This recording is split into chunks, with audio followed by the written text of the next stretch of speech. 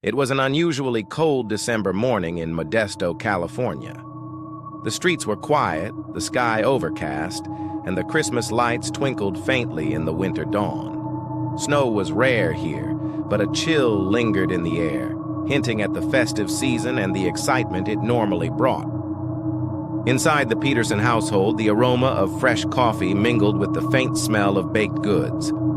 Laci Peterson, 8 months pregnant, moved quietly through her kitchen. She hummed softly, a gentle melody that had become part of her daily routine, a rhythm of calm amidst her busy life. At 8:30 a.m., she kissed her husband, Scott Peterson, goodbye. "Have a good day, honey," she said, resting her hand on her swelling belly. "Don't forget the vet appointment for the dog later." Scott, a tall man with sandy blonde hair and a casual, confident demeanor, smiled. He was dressed in a fishing jacket and jeans, ready to head to the Berkeley Marina for his early morning trip. "Don't worry, I'll be back before lunch," he replied, his voice light. "Everything's fine. Relax, okay?" Laci nodded, trusting him as she always had. But that day, the ordinary rhythm of her life would shatter. By late morning, Laci had completed her household chores and prepared a small batch of cookies for the family. She texted her mother, Sharon Rocha, as she often did. "Heading out for a walk with the dog. Be back soon. Love you." Sharon glanced at the phone and smiled. She had grown used to these updates, especially with her daughter's pregnancy. Around 9:30 a.m., Scott left the house, waving as he stepped into his truck. He drove off toward the Berkeley Marina, unaware that his departure would mark the beginning of one of the most chilling missing person cases in California history. By the afternoon, Laci had not returned. Friends and neighbors began to notice her absence. The dog sat by the door, whimpering softly. Shadows of worry began to creep into the minds of those who loved her. At 8 p.m., Sharon called the Peterson home. There was no answer. Panic fluttered in her chest. She dialed again. Still nothing. By 9 p.m., the reality began to settle like ice in her veins. Laci Peterson, a responsible, loving mother-to-be, was missing. Sharon's voice trembled as she called 911. "Please, my daughter. She's gone. Laci. She's 8 months pregnant. I don't know where she is." On the other end, the dispatcher's voice was calm, professional. "Ma'am, we'll send officers immediately." "Can you tell me when you last saw her?" This morning, she was fine," Sharon whispered, her voice breaking. "She never leaves without telling me. She wouldn't just disappear." Within minutes, police cars swarmed the quiet neighborhood. Red and blue lights flashed against the modest homes. Officers knocked on doors, questioned neighbors, and began scouring the streets. Volunteers with flashlights joined the effort. They called Laci's name into the dark, their voices echoing across lawns and empty streets. But the night answered with silence. The morning after Laci's disappearance, the quiet streets of Modesto were replaced by the low hum of police radios and murmuring neighbors. Officers taped off the Peterson driveway while detectives began interviews, taking meticulous notes. News crews arrived, cameras rolling, capturing images of a neighborhood suddenly turned into a stage for tragedy. Scott Peterson stood outside the house, hands in his pockets, watching the search unfold. He appeared calm, composed, maybe too calm. Dressed in jeans, a brown jacket, and a knit cap pulled low over his forehead, he offered brief statements to reporters, his voice steady. "We're all just hoping she comes home safe. We're praying for her."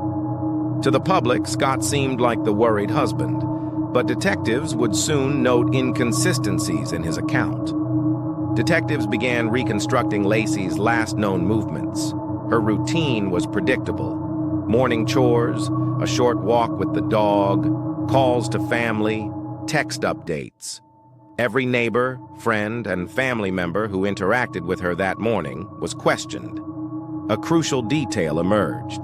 Laci had spoken to her husband by phone around 8:30 a.m. He told her he was leaving for the marina, but investigators would later discover that Scott had skipped his usual marina check-ins that morning. He claimed he went fishing, but logs indicated he had returned home earlier than expected.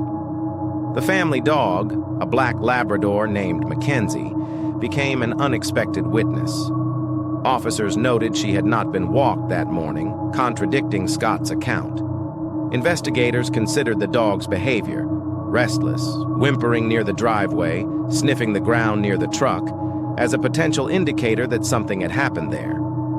Detectives also searched the yard and the nearby canal paths, looking for signs of a struggle, tire tracks, or discarded items. Every detail mattered. As the search intensified, Scott's demeanor drew attention. While neighbors panicked, he was seen jogging along the canals alone, sometimes appearing detached. At the press conference, reporters noticed his calm tone and his ability to answer questions without faltering. Some officers privately remarked that he seemed too controlled, a phrase that would haunt the investigation in the weeks to come. Meanwhile, Sharon Rocha, Laci's mother, clung to hope. She distributed flyers with her daughter's smiling face, posted updates on social media, and coordinated volunteers for nightly searches. She refused to leave the neighborhood, staying close to the investigation as a constant presence. One area quickly became the focus: the levee canals that crisscrossed the outskirts of Modesto. They were secluded, accessible, and bordered by brush, an area where someone could hide evidence. Volunteers and police combed the banks for hours, shining flashlights, calling Laci's name, and checking the water for anything suspicious. Scott accompanied some of these searches. Investigators would later note that he seemed knowledgeable about the area, able to point out spots that might be good for hiding something. At the time, no one suspected the sinister undertone of this knowledge. Detectives began detailed interviews with Scott Peterson. He claimed to have been fishing the morning Laci disappeared, then returned home to walk the dog and handle errands. He appeared cooperative, but inconsistencies began to surface. Phone records showed gaps. Neighbors' sightings didn't always match his timeline. Details about his fishing trip contradicted his statements to police. These discrepancies prompted detectives to dig deeper. A few days into the investigation, forensic teams scoured Scott's truck. They discovered traces of Laci's hair and blood. This marked a turning point. Suddenly, the case shifted from a missing persons investigation to a potential homicide. Detectives confronted Scott with the findings. His composure wavered slightly, but he continued to maintain his innocence. Officers recalled the tension in the room. Every eye fixed on him, every word weighed. The news of potential foul play shocked Modesto. Neighbors whispered in disbelief.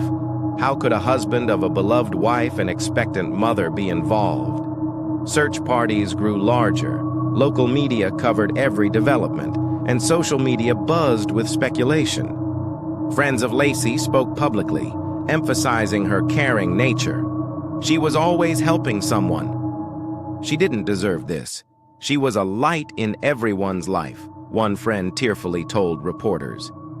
The community's horror deepened as investigators prepared to interrogate Scott further.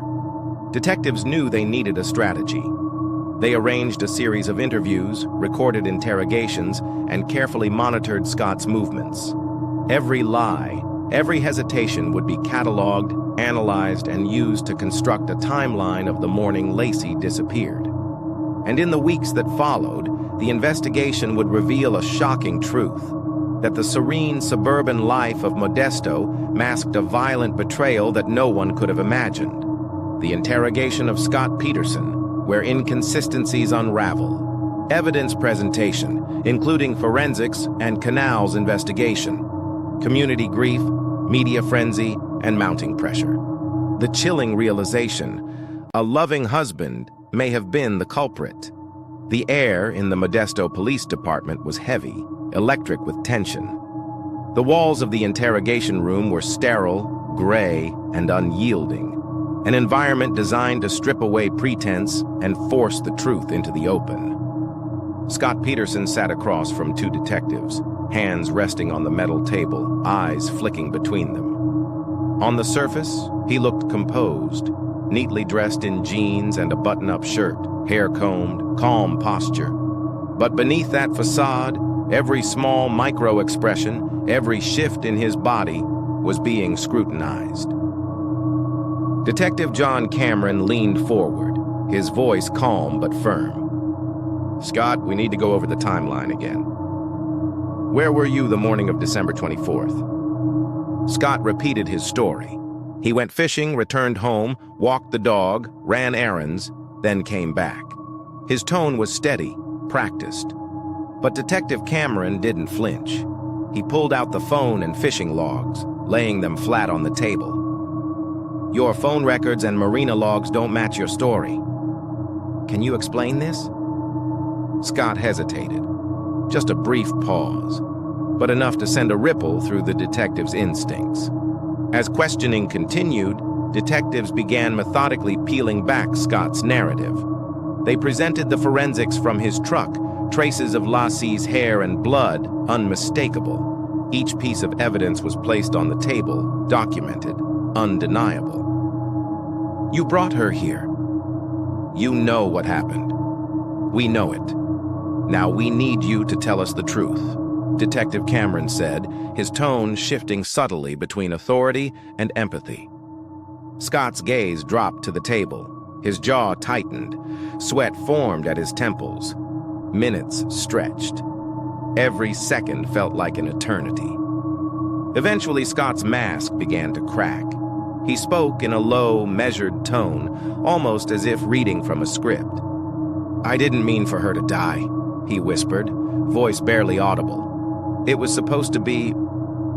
I don't know, she was in the wrong place at the wrong time."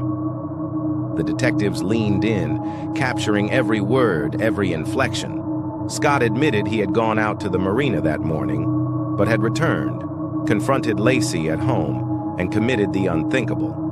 The chilling detail, his calm recollection of the events, as if narrating someone else's story.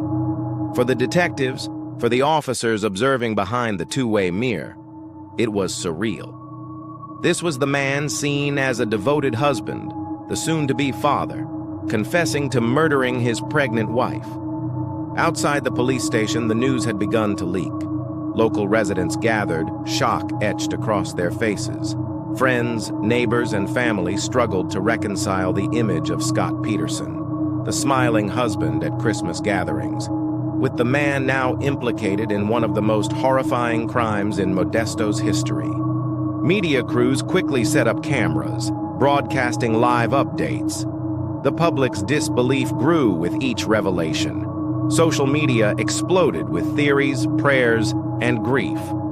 Following Scott's confession, police led them to the areas he described: the levee canals, the precise spots where he had attempted to hide evidence. Forensic teams collected soil samples, clothing fibers, and other trace evidence to corroborate his statements. The investigation revealed meticulous planning, small details that had seemed innocent or inconsequential at first glance. The timing of Laci's disappearance, the route along the canals, the disposal of items that could connect Scott to the crime. Every moment of deception was now coming to light. For Sharon Rocha, Laci's mother, the confession was shattering. Every detail, every revelation about the events of that day deepened her grief. Friends and family surrounded her as she clutched the remaining photographs of her daughter, unable to comprehend how someone could betray trust so completely. Community members struggled with disbelief. How could a loving husband, a familiar neighbor, commit such a cold, calculated act? The question haunted Modesto, prompting discussions about domestic violence, warning signs, and the illusion of suburban tranquility. With the confession secured and evidence meticulously cataloged, prosecutors prepared for the trial. The focus would not just be on the crime itself, but on the intricate details, Scott's manipulation, the careful orchestration, and the chilling calmness he displayed before, during, and after Laci's murder. The media dubbed it a suburban nightmare, a tragedy that gripped the nation and changed the way people viewed safety, trust, and the people closest to them. The courthouse in Modesto, California, buzzed with tension long before the trial officially began. Reporters jostled for positions, cameras rolling, microphones extended. Every corner of the courtroom seemed to vibrate with anticipation and grief. Inside, Scott Peterson sat at the defense table. He wore a crisp suit, dark tie, and a neutral expression, an attempt at composure. Yet beneath the surface, every spectator could sense the strain. His eyes occasionally darted to the gallery, where Laci's family and friends sat, holding back tears, clutching each other for support. Investigators and prosecutors established that Scott Peterson murdered Laci Peterson to avoid the responsibilities of impending fatherhood and the financial and personal pressures of supporting a family.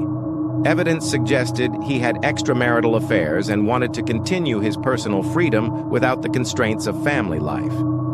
The prosecution argued that the murder was premeditated and calculated, with Scott taking deliberate steps to cover up the crime by disposing of Laci's body in the San Francisco Bay Area. The judge spoke solemnly, addressing Scott directly. Laci Peterson was an innocent woman, full of hope and life, brutally taken from this world. Your actions were deliberate, premeditated, and cold. The gravity of your crime demands the highest penalty. Scott Peterson was sentenced to death, the jury in court acknowledging the calculated, callous nature of his actions and the profound impact on the Peterson family and the community of Modesto. Tell us your thought in the comments section. And don't forget to like, subscribe, and turn on notifications, because here at True Crime C8D, we tell the stories you'll never forget.